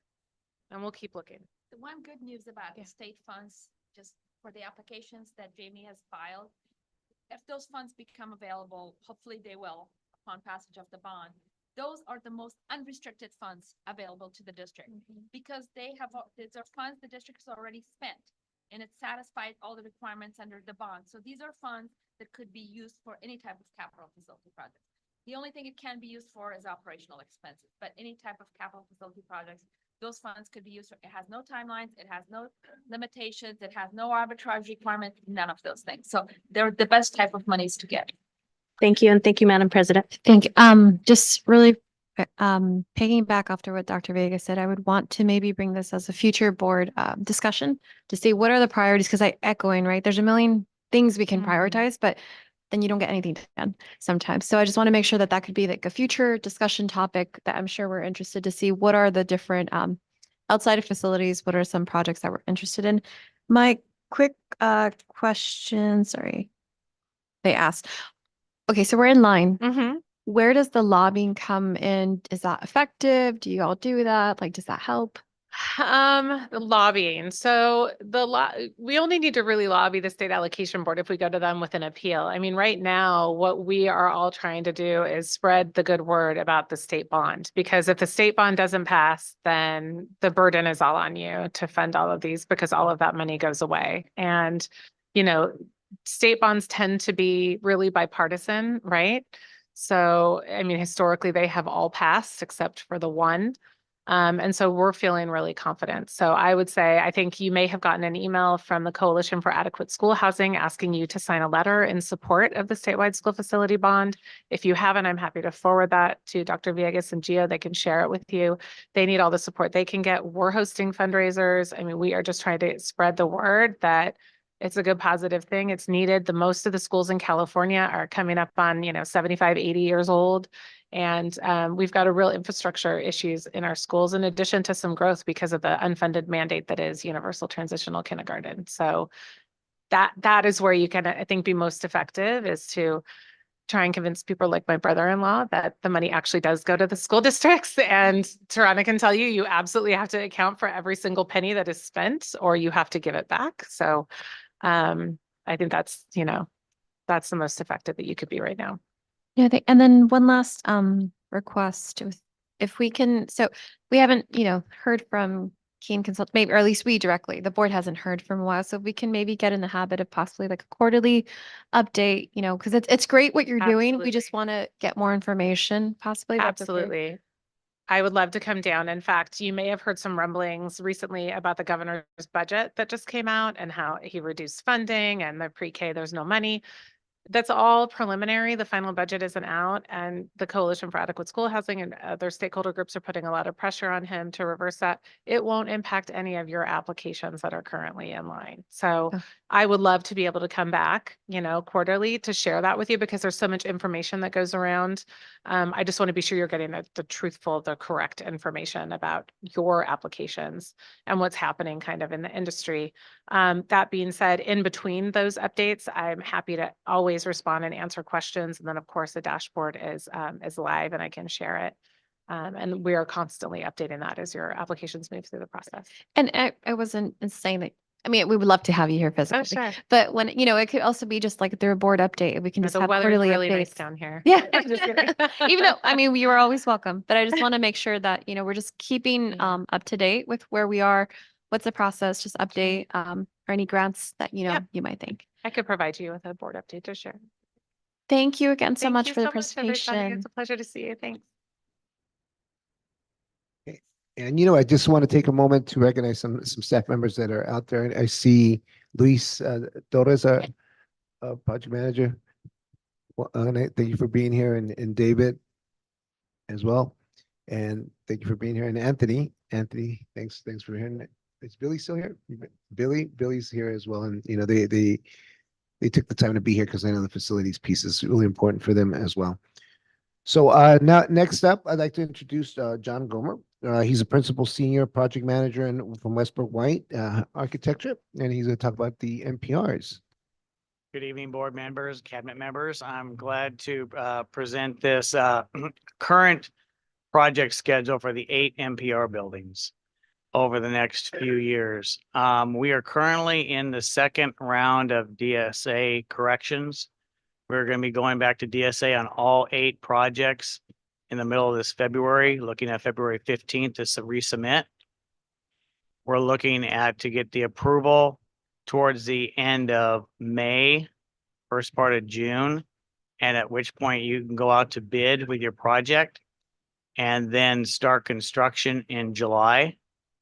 And then what we're looking at is none of these projects here show which school is going to be selected, but the way we have it is we broke it down for the first 3 schools to start construction in July and go for a period of 8 months. And then that would be available to move in March of 2025. Then you go out to bid for the next 3 schools in May and June of 2025 and start construction again starting in the summer of 2025 and complete that in January of 2026. And then the last 2 schools would be constructed in 2026 to where all 8 schools will be completed then and fully operational in January of 2027. So everything is looking good as far as moving forward with that and with the redesigns that we've been encumbered over the last 6 months. Those have already been taken into account into the drawings. So if there's any questions that you have on this or comments, I'd be happy to answer them. Thank you. We'll start this way, Ms. Mejia. Would you be able to give an explanation as far as like the 22 million versus the 13? I will first say we've never heard of $22 million from when we first started this project in 2022 of January. It's always been around the $15 million range. And each school was budgeted between 1.3 and $1.4 million. We had a budget or our cost estimator at the end of last year gave us another estimate, and it was right around 1.4 to 1.5.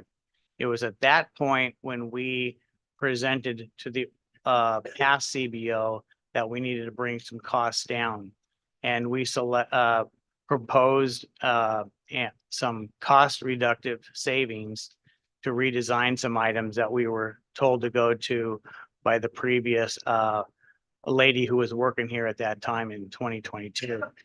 And the other CBO did approve, or actually took it to the board Also presented it to each principal at the 8 schools and selected to bring those costs down. That way it makes all the projects equal. And then one school at Rivera did not have a platform, which all the other schools had a stage or a platform to do their presentations or, you know, graduations or what have you. And so they elected to add the platform to that project. And so with the savings that we were able to bring down for the project, it was able to capture the cost of that addition. So really everything is about the same, and we're still at the now we're at the 1.2, 1.3 dollar amount, but it's never been at the $22 million. I've never heard of that number. That was news to me this morning, tonight. Sounds good. And you mentioned the, well, your project schedule says to resubmit all 8 NPRs to DSA for second. Yes, the goal is with DSA, if we submitted them all at the same time, we have the same plan checkers looking at all 8 of them, because every project has the same scope of work in it. So one correction on one school was pretty much copied to the other 8 schools. So it sped up the plan check process and it speeds up the approval process. Thank you. And then this question is from Ms. Padilla. Any closeouts that are not completed affect these projects? We're working on getting all of the closeouts resolved. We're working on priorities in terms of, for example, what we discovered initially. And so between now and then, we're going to finish that. Those project closeouts will take place, and it should not affect the closeouts for these projects either. Thank you. Thank you, Madam President. Thank you. Mr. Contreras? I know I missed a portion of it, so I do apologize. And I don't know if this was discussed as far as equity throughout one of the schools. I believe we were gonna add. Yeah. Rivera. That was, okay, so Rivera that was will get it, covered. yes. Thank you so much. And my other question was for the lunchrooms. I know some of the NPRs are connected, and I don't know if the ventilation is part of this as far as the adequate ventilation, not only in the NPRs, but also is that connected to? No, the Is that kitchens something are a separate entity altogether. Got you. Thank you. Mr. LaFarga? Thank you for the presentation. Just a question around, is there anything that could push off the schedule here, from your perspective? If DSA decides they want some additional corrections or, you know, above and beyond what they've already looked at, might push it out.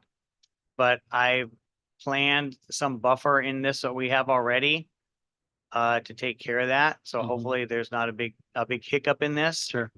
But if anything were to push out, I wouldn't expect it to go more than a month or 2. Okay. So. Great. Thank you. Appreciate that. Thank you. Dr. Marino? Okay, just one clarifying question. So for the 8 NPRs that were all submitted to DSA. So help me, can you just clarify what we're doing 3, 3, and 2? The reason why I ask this is because, one of the other questions along is how will these be prioritized? Is it by the condition of the NPR, or I don't know? Because the ones projected for 2020 completion 2027, they're still looking at 3 years out.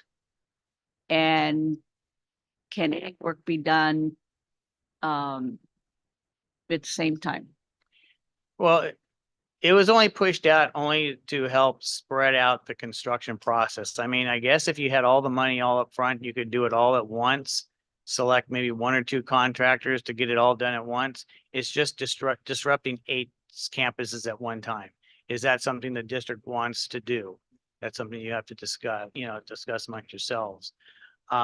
Could you get one large contractor to take care of it all? I'm sure you could, which would help lower costs because the scope of work is the same at every school. They're all getting acoustical upgrades. They're all getting HVAC units put in there. All the flooring and ceilings are being updated, bathrooms are being put in. So it's all the same scopes of work. So there's a a potential for cost savings if you had it all done at once, but it is a big disruption amongst 8 schools. So it is my understanding we do have the funding for the 8 NPRs. And that's my concern for the last 2, we can almost count on the cost escalating. So we have the funding, and I understand disrupting 8 schools. And we do. We have the funding, as you heard, we would be able to sustain the funding on this. I think part of it is like I mentioned, it's the operations of the distribution of food. I know we have Billy in the audience. I don't know if she'd be willing to, talk about the disruption that could potentially take. Part of what we were thinking in terms of if we were to phase it in, there are schools that are also going to have some roofing projects that are going to be done. So there was going to be some level of priority for schools that were already going to have some roofing done in those particular areas. So those would likely be places we'd want to start, because that's going to be part of the work that there needs to be work in that area as well. But it is a major disruption for the sites, and you're going to need a lot of support in making things happen, because this is the main place where students eat and where they assemble, and it's for long periods of time. You're looking at anywhere from 6 to 7 or 8 months that this work is going to happen. I was hoping to maximize the summer, so we would have some of the summer piece. So the summer hopefully would be some of the work, and it all depends on when DSA and all the bidding and everything happens. We might have to miss the summer, but it's still going to take about 6 months plus, which disrupts the whole the process of feeding our students, even though it doesn't impact the actual kitchen itself in terms of this project isn't doesn't provide that, but there's still a big impact to each site, and so taking that on 8 sites is just a big endeavor. So, I mean, it is really exciting just to hear that all these projects are underway. So there will be, there's just so much communication and synchronization of all these projects with the minimum disruption to students, of course. Thank you. Good evening. So we've put a little bit of thought, well, I put a little bit of thought into our projects coming up. And the one thing I would hope is maybe have a school in the north center and then the south side of Pico, because our middle schools can then pick up that work with our staff. So as the superintendent said, our kitchen should not be interrupted, but I'm pretty sure there's going to be power outages. There'll be certain things that they need, the contractors need. So I would plan on those kitchens not be functioning and to make sure we can provide meals from the other 3 school sites for our students. Thank you. Yeah. I just have one quick question similar. So this time we went to bid, it was lower than we anticipated, which is good. We had savings, correct? Mm-hmm. The next bid in 2025 is right, or is that just for all of them? No, they're right. What this shows is 3 bidding in 2024 and then 3 2025 and 2 in 26. So the cost savings that we had, echoing what Dr. Marino said, there is the possibility that if we go the second bid, would it be 7 million difference? Does that make sense? Or could it just be lower, or we don't know? I don't think it would go another Okay. 7 million. I mean, that's almost doubling a lot of all your schools there. Okay. I just wanted to make sure that, because I I know. mean, unless materials got really scarce, and Yeah. you were fighting for materials. But materials are now coming back, as you know, Okay. and they're becoming more readily available, or at least you can get them quicker now than you Okay. could a year ago. That's all. Thank you so much for your time, and thank you for Thank this. you.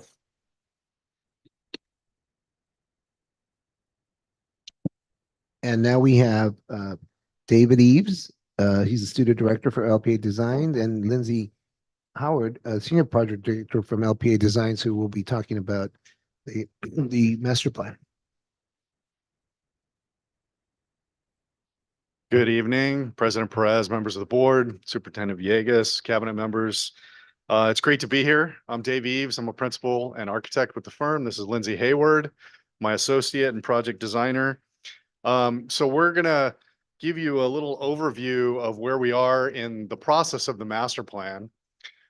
We have other team members that you are not meeting yet, but have been working behind the scenes as well to make this happen. So our agenda, we're gonna give you a little update on the process and overview. We'll summarize the needs assessments that have occurred. We're gonna talk about education delivery themes based upon the workshops that we conducted. And then we'll share with you a little bit about the next steps in terms of what the rest of the process will look like here to get us to conclusion. And then there'll be lots of time for questions at the end. So to start off with the process, generally, facilities master plan process, we typically take two approaches, right? On the left is something that we talk about as being a focused master plan. It's something that's very maintenance and repair driven, right? It's about meeting your basic needs and typically aligning scopes of work to your available funding. A second type, though, is something that we refer to as more aspirational. It's much more forward-looking. It's thinking about how do you want to deliver education for the next 5 to 10 years? And what is that delivery method? How does that impact your facilities, right? How do classrooms need to change? How do your facilities need to change to accommodate the way you want to teach? And so where we're landing here with El Rancho Unified is really a very balanced approach here. We know the district has lots of basic needs for maintenance and repair.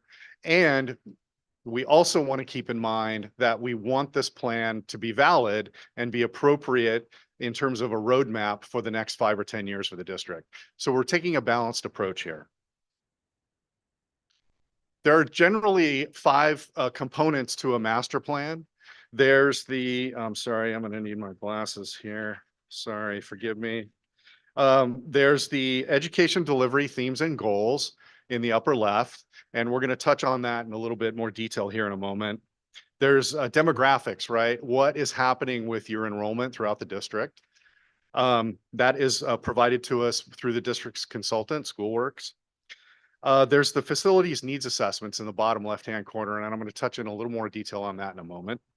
And then there's financial analysis, right? There's what is the district's available funding or potential future funding sources. And so I'm glad to hear that we heard from your 2 other consultants here before us, because they laid a fantastic groundwork for the real positive financial condition of the district, right? And all of this potential state funding that will be coming back to you. Really, it will really help the conversation that we will have with you down the road about what the ultimate master plan for the district looks like, what your needs look like into the future. So that's great background. And then finally, the last component is really about community outreach, right? It's how we engage with you as district leadership, your educators and administrators throughout the district, and your community partners to understand who you are as a district and where you want to go in the next 5 or 10 years. We take all of that information, and that's what drives the development of master plan recommendations in the bottom right-hand corner, right? What we ultimately deliver to you are graphic plans, graphic representations of all your school sites that identify the facilities changes that need to occur to those sites, whether that is maintenance and repair or whether it's a new building, for instance, to accommodate that improved educational environment. We put cost estimates to all of that need, and then we come back to you and work with you as the board to prioritize projects so that you have an understanding and a clear roadmap for the future of how the prioritization of your projects will align with your available funding. So that's a step that we'll come to here in a little while. So this is a snapshot of where we are in the overall schedule. So we've done a lot of data collection to date. We have received your demographic report. We've done all of the assessments, which I'll touch on a little more detail in a moment. And we've conducted educational program theme workshops as well, which we'll also discuss. And so where we are right now allows us then to come to you with this presentation to bring you up to speed. And then I'll touch on the next steps, which is really the right-hand side of that slide. We'll touch on that as at the conclusion of our presentation here. So to summarize where we are with the needs assessments. So the needs assessments were really conducted in 2 steps. The first one is that the district had hired Bureau Veritas as a consultant to perform a detailed condition assessment of all your sites. and they have submitted a very detailed report. Is there a couple hundred pages per site? There's lots of photographs. There's lots of detailed information. And really what they're doing is they're identifying deficiencies of your sites from a maintenance and repair perspective and costs associated with repairing those facilities to bring them up to an appropriate standard. What we do is we take their detailed reports and their cost information, and we fold that into our overall master plan. So we're incorporating both their detailed reports as well as their costs that they're providing to us. The way we communicate those costs in the ultimate master plan that we deliver to you, really their costs fall into 3 of what will ultimately be 14 to 16 scope categories. Those first 3 categories are really modernizing or reconfiguring existing classrooms. It's related to the condition of existing building systems, such as HVAC, roofing, toilets, and improved energy efficiency. So whether we need to address, say, windows or roof and roof insulation, and HVAC units and lighting, things like that, that's about improved energy efficiency. And then it's also addressing site utilities. So we know infrastructure can be a large cost. The Bureau Veritas assessment gives us some very good information about the condition of your infrastructure, and we incorporate that as well. So those are the 3 scope categories that you'll ultimately find in the ultimate document that we present to you, where their costs lie. This next slide is a summary of their cost data. So this just gives you an idea of the order of magnitude of the maintenance and repair costs that they've assigned through their assessment process at each of your school sites. And that totals in the bottom right-hand corner of about $136 million, right? And this is the way they look at their assessment is through a 3, 5, and 10-year lens. So this, at the end of that 10-year period, and if you invested $136 million, you will have accomplished all of those repair needs, right? As I said, the need will always outweigh the dollars available. And so that's why we go through a prioritization process with you. Is the board will be charged with informing which projects or which aspects of the maintenance and repair needs will be addressed at which time in the process, if that makes sense. The second part of the assessments is what we do as an LPA, as a design team. So what we're really focused on is what we call educational adequacy. So when we walk your sites, we're looking at what and how are the existing spaces used? Are those spaces appropriate for that use? Do the spaces meet California Department of Education requirements for size, for functional appointments? And a couple of examples here, right, are do TK or K classrooms have toilets? Do they have appropriate prep space? Are the classrooms adequately sized? We're also looking at the exterior spaces associated with those types of spaces as well, because CDE provides guidance on how much outdoor play space you need for, say, a kindergarten population. And so we're also looking at your outdoor space as well from an adequacy perspective. How is a library used? Is it appropriately sized and configured, et cetera? And is the MPR adequately sized, right? So we're looking at it through the lens of what does CDE require and what makes sense for the way you teach or the way you operate your facility to accommodate the students that you're trying to accommodate. So we combine those 2 things together, and that's how we develop the master plan for the different sites.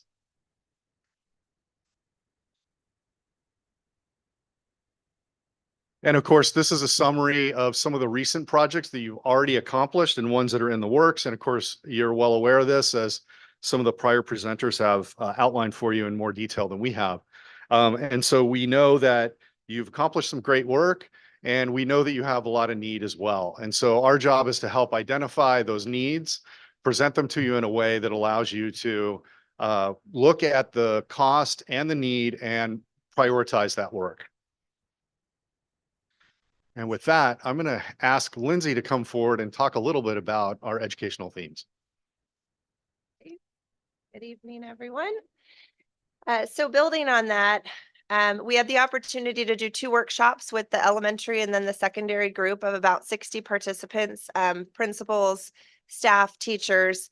It was great. We started with a bunch of thought starters in terms of getting them kind of geared up for the afternoon, and then had the opportunity to do a couple exercises, both through a visual lens, like visual listening, and then also to be able to write kind of their thoughts and present back. So the next slide is really a few of the key things that came out, or the summary. Very much a lens through students being first, right? Always kind of putting them at the forefront of decision making, being thought of relative to that. No surprise to you, I'm sure. Talking about addressing aging facilities. So sort of what Dave was talking about, windows, HVAC, some of sort of the basic needs of just being able to have that all buttoned up to be able to then focus on maybe some of the educational adequacy pieces.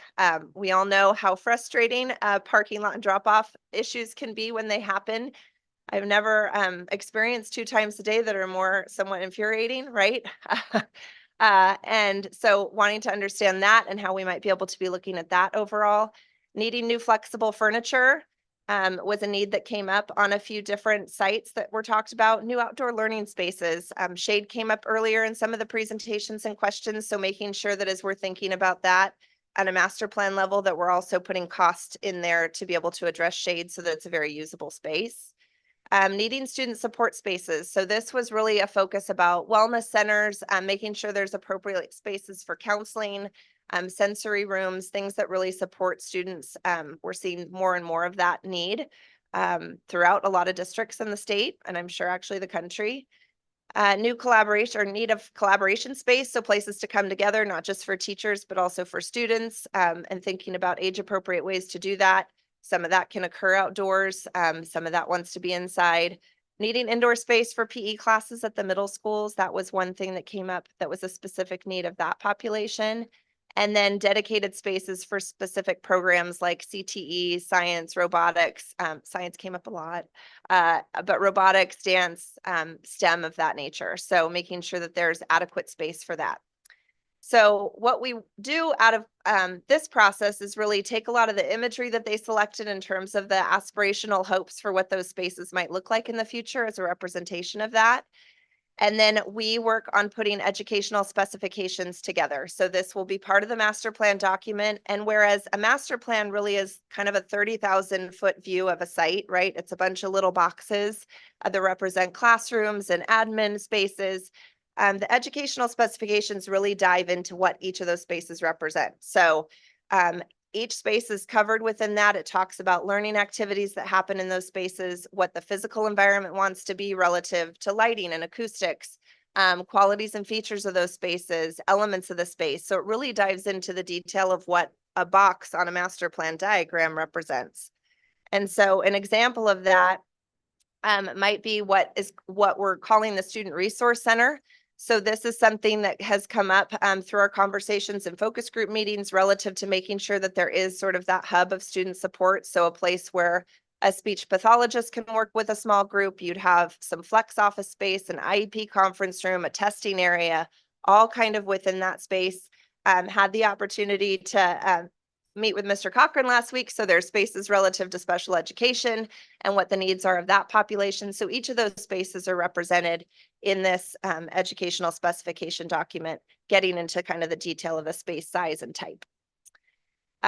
So with that, I think we're going to conclude before any questions with our next steps. So we've outlined where we are to date in terms of having completed needs assessments. We have done our educational theming and workshops to be able to do the educational specifications. I have been busy based on the demographics that the projected enrollment we've been given through your consultant with the district. I've been busy coming up with all the school site programs, understanding special education needs on those sites. And so we are actually ready to start on Thursday, putting pen and pencil to paper, if you will, to be able to start drafting the diagrams of what the future of each school site could look like. Always a fun part of the process, for sure. And then ultimately that is just a draft. So we never want to kind of show up with outdoing some of our homework first. So that would be a draft. We'll have the ability to interact with every school site to review that draft.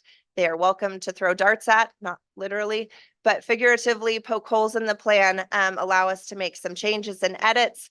A lot of times we'll kind of sketch and work right with them in front of them so that we can kind of come to a solution that people feel comfortable with. If it needs a drastic overhaul, we will do that ourselves, come back and meet again to make sure that everybody's on the same page of feeling like their needs are represented on that plan. That allows us to finalize those diagrams and then work with our cost estimator to put a cost to that. So that's when Dave was saying we break it down into different scope categories so that when we come back to work with all of you on prioritizing projects or even scopes in a master plan, it starts to be smaller chunks that it doesn't feel so overwhelming. And with that, we always ask every school site that we want to understand their top 3 priorities so that we can report back to you what the school sites are feeling their greatest needs are.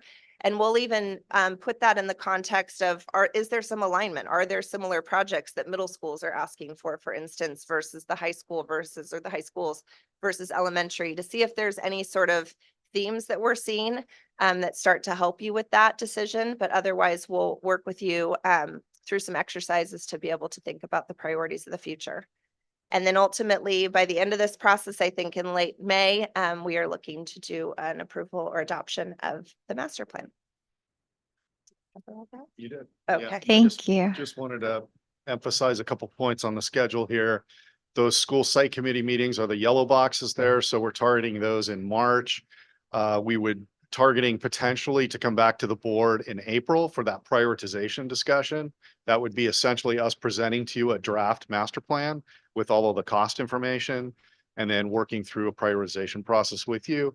And then tentatively, the final board approval meeting would be in May. And of course, those are tentative, of course, subject to confirmation with you all. Thank you so much. Board members, let's try to keep it to 3 minutes. Dr. Marino? About 1 minute. 30 seconds, she's done. Just kidding. Very quickly. Well, starting just saying thank you. LPA always presents clear, concise information. I do have one question. As you continue to work with this, what about space utilization? I'm going to say something that makes everyone very uncomfortable, right? Given declining enrollment, and we all know where we are, is that being factored in the space utilization? And does LPA make recommendations in terms of this space utilization? The board may be making very difficult decisions in the near future, hopefully not, but that must be factored in because that will impact what we're planning now. Understood. Yeah, our role is to help bring clarity to that information. So, as Lindsay mentioned, the critical component for us is the demographic report and the enrollment projections. So, but yes, we look at every school site relative to their current space utilization. We develop a program that is based upon basically the 5-year enrollment outlook, right? So if that 5-year enrollment outlook dictates that any given school site has, fewer students than you do today, then what we uncover is that site should have capacity, right? You will have potentially more classrooms on that site than you need to serve the population. So that's something we uncover, we identify that. And then again, it's about, for us, as we're developing the site master plans, we think about, is there a way to utilize that extra space, perhaps renovate it to create the wellness center that is a potential need. And so that's the way we look at that. Ultimately, if a school site has extra space, then that's something that will be brought to the district's attention and for your direction in terms of how you want to deal with that. Or does it even allow us to get rid of portables, right? Those would be kind of the target of the first to go, right? So looking at all of that. Thank you. Thank you. Mr. LaFarga? My question.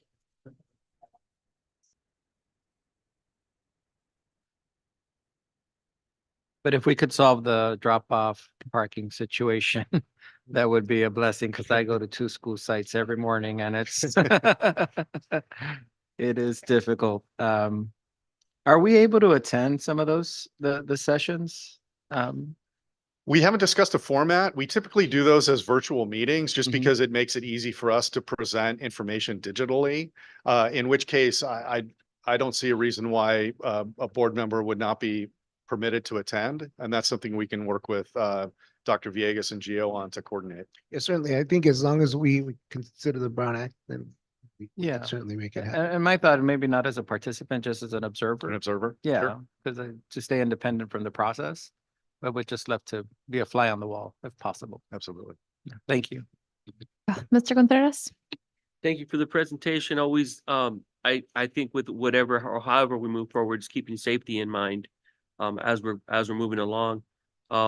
Projects, safety projects that, come into consideration at the high schools, for example, are the, old faucets or old, drinking wells, drinking faucets where they no longer exist and there's pipes sticking out, cracks in the walls, roofs that are still leaking, where faculty members have to take umbrellas to go to certain rooms to, take care of some business. I think with that being in mind, and then also, the current projects that are going on, that we stay on track. I know there's setbacks, weather or whatnot, but that we don't get too ahead of ourselves to where we're leaving the current projects that are well on their way, that we stay on track and make sure that those get finished as well. But thank you for the presentation. Thank you. Okay, Ms. Mejia? Yes, Mr. East, Ms. Hayward, thank you for the presentation. I do have a couple of questions. Sorry, might go over the minute, but so back in when is this? In March. Sorry, March 1st, 2022, there was a presentation by LPA, and there was supposed to be stakeholder outreach. There was supposed to be a facilities steering committee. However, that fell off. So I have a concern as far as the community outreach. It's important for our community to have a voice and to have input. There was supposed to be a facilities master plan website. So all that's memorialized in the document here. So I'm just wondering what happened, and also because back then we had anticipated a 6-month process, and now the contract was approved in 2021, 2024, 3 years later. So I'm not trying to delay the process, absolutely not, but I do want to make sure that our stakeholders have an input in the process. And I'm just concerned as far as like what happened. We had these processes that were supposed to happen and then they didn't come to fruition. So if I could get some clarity on that, that'd be great. You bet. Yeah, so we did get started on this. I think our first introductory presentation of the board was about 2 years ago. It was in January of 2022, I believe. That was sort of kicking off the process, if you will. The goal was to have a 6-month schedule or thereabouts. In early spring that year, we were with some of the predecessors here at the district. We were essentially put on hold with the process, and we know there was turnover of staff, et cetera, but we were put on hold for a considerable period of time. We restarted this process last fall. And so there is still time and opportunity here to engage your school community, whatever that wants to look like. So that's something we could certainly discuss with the district in terms of maybe outlining a process for that. That's definitely, there's time to do that, but we do need to move relatively quickly to do that. So that's something we can entertain as well. Yeah, definitely the parent survey, 'cause the community outreach included parent survey, town hall forum, and the FMP website. And again, being transparent and keeping our community aware of the progress and the process, it's important to us. So that's why I asked those questions. Thank Of you. course. Thank you. So I'm just trying to, so echoing what she said, I was gonna ask the website question as well, because I do remember being there at the presentation. Also just, I love the student focus. So thank you for that, for putting, what do they want? Because at the end of the day, this is where they spend most of their day. And so thank you for that piece. I guess my question is, how do you distinguish between, do we repair and do maintenance versus why don't we just build a new building or a new, how does that come into play in the master plan? Do you want to answer that one?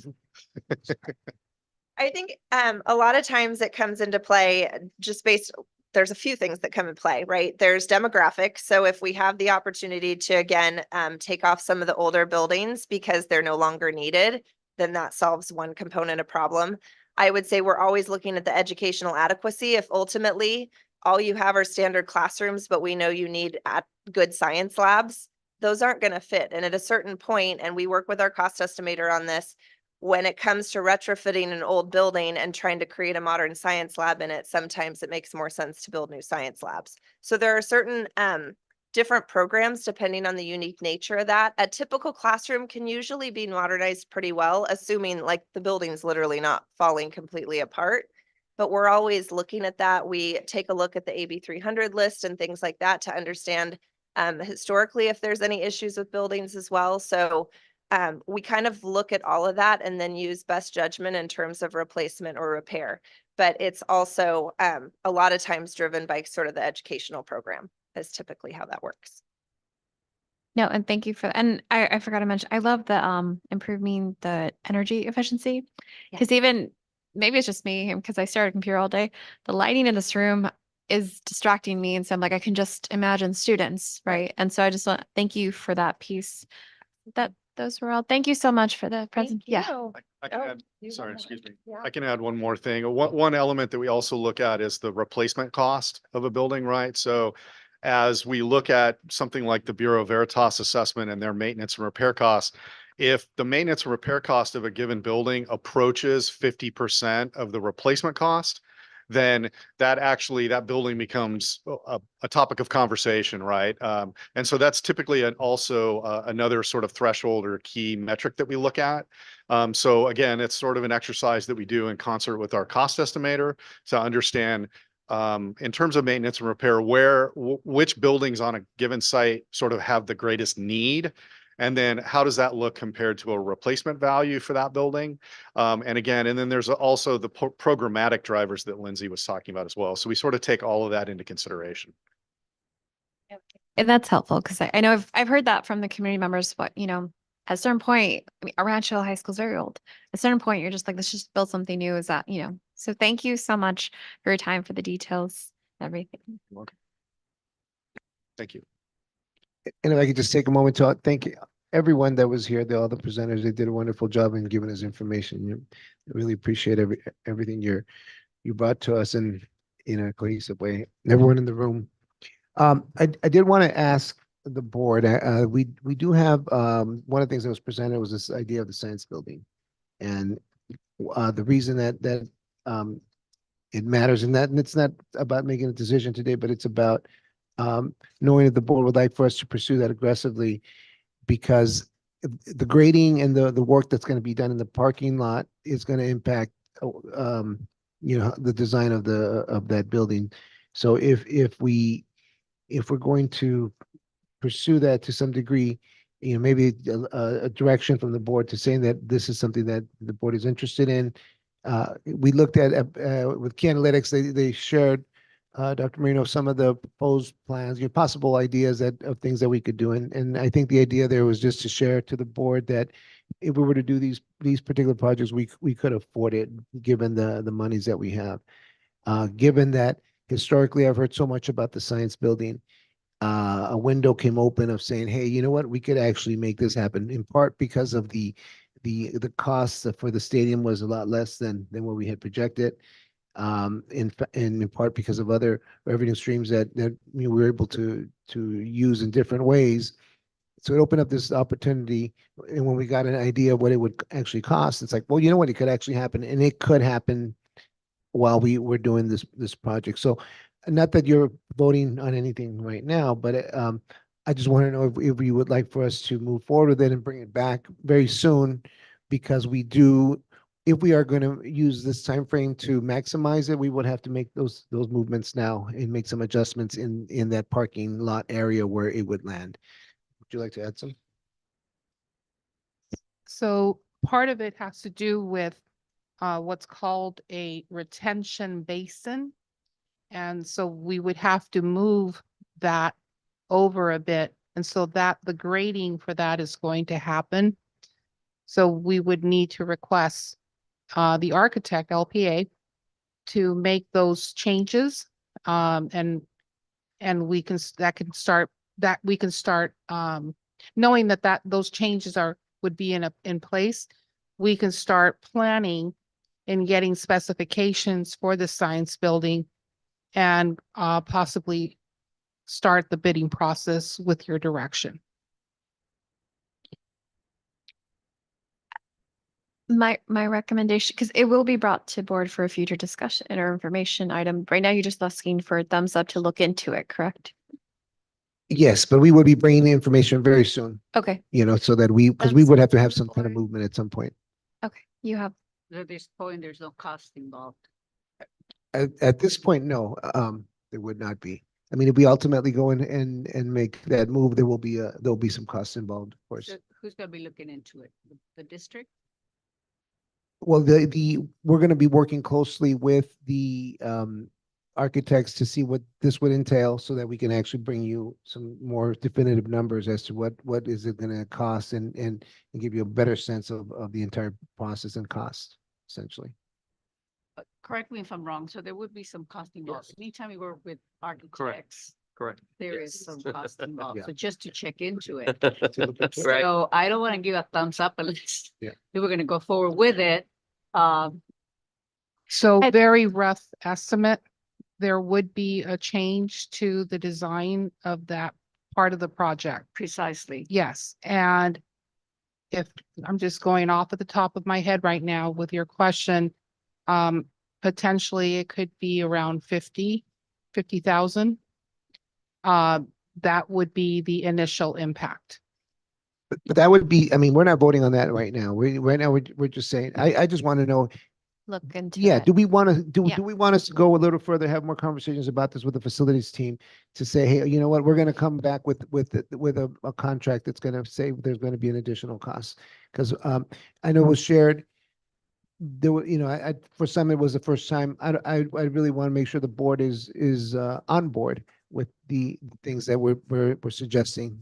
Because I'd hate to bring a contract and say, this is what we're going to do when I haven't had any kind of direction saying that this is something that is of interest.